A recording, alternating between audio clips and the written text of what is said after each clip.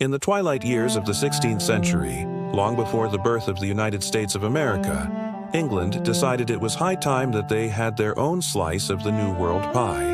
And so, in 1585, Queen Elizabeth I, yes, that one, granted a charter to Sir Walter Raleigh to establish a settlement in North America. This marked the beginning of England's first attempt at a permanent colony in the New World, which would eventually lead to the establishment of the 13 colonies and the birth of the United States.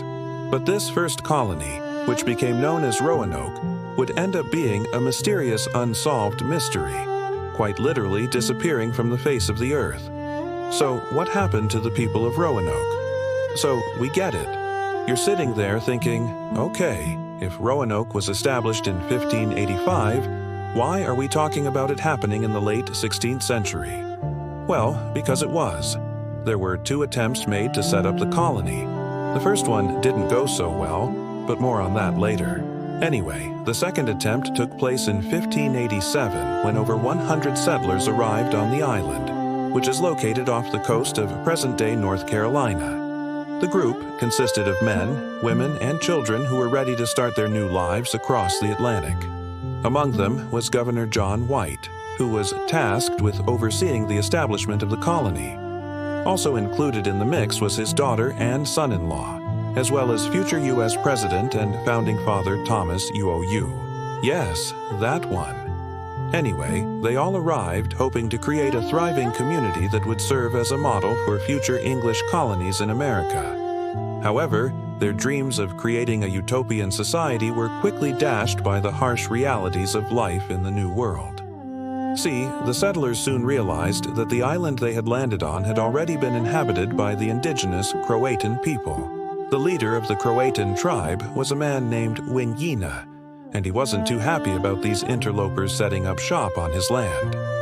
To make matters worse, the settlers were unprepared for the challenges of living in a new and unfamiliar environment. They lacked adequate supplies and were ill-equipped to deal with the diseases and predators that thrived in the New World. Despite these hardships, the settlers pressed on. They built houses and a fort to protect themselves from the elements and any potential attackers.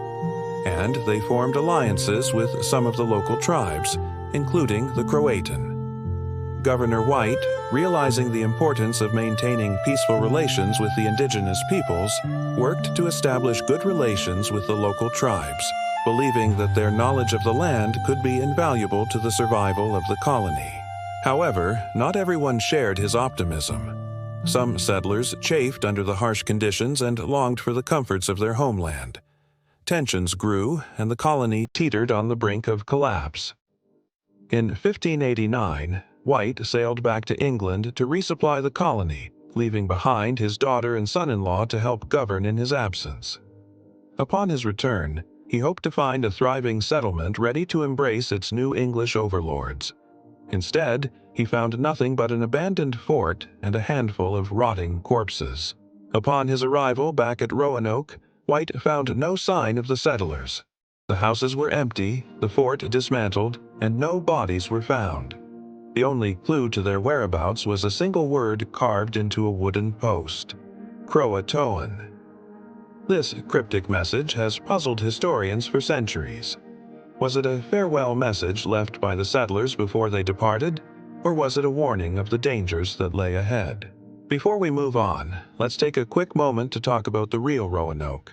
It's not like you can just start a colony anywhere. So where exactly was this lost colony located? Well, the island itself isn't too hard to find. It sits off the coast of present-day North Carolina, and is now part of a national park. But finding the exact site of the colony has proven to be a bit more challenging. Archaeologists have conducted numerous excavations on the island and have uncovered artifacts such as pottery, tools, and weapons that date back to the time of the colony. However, they have yet to find any conclusive evidence of where the settlers lived or what ultimately happened to them.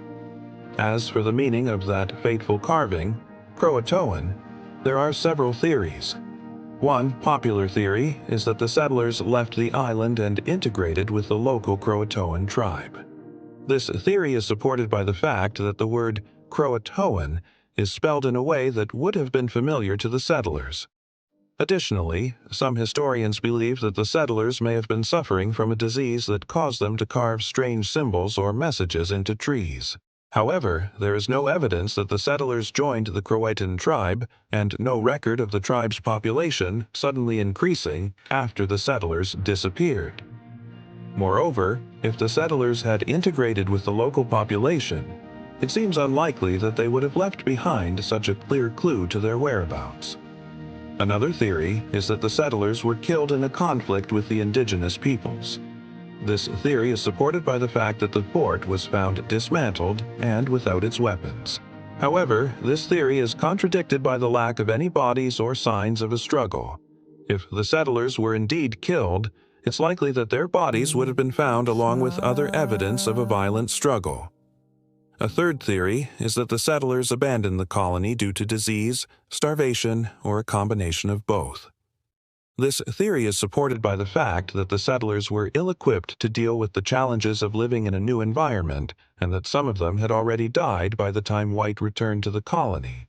However, this theory doesn't explain why the settlers would have carved the word CROATOAN into a tree, or why they would have left behind their belongings. Some theories suggest that the settlers may have tried to sail back to England but perished at sea. However, there is no evidence to support this theory. In fact, a search of the seas around the island turned up no sign of the settlers' ships. And hey, don't forget to stay tuned for more videos.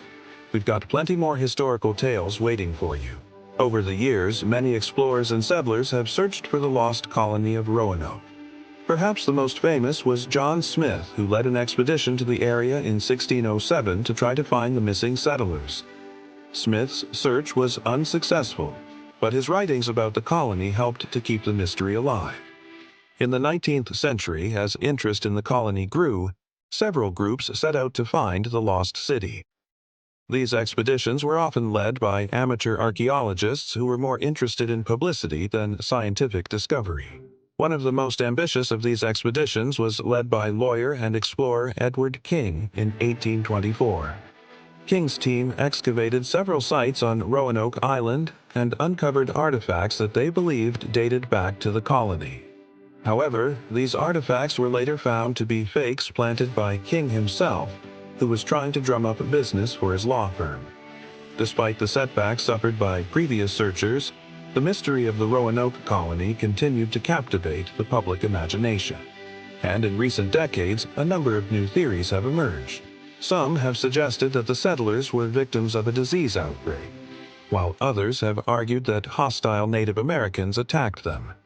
Still, others have proposed that the settlers simply integrated with the local population, or that they were taken captive by pirates or privateers.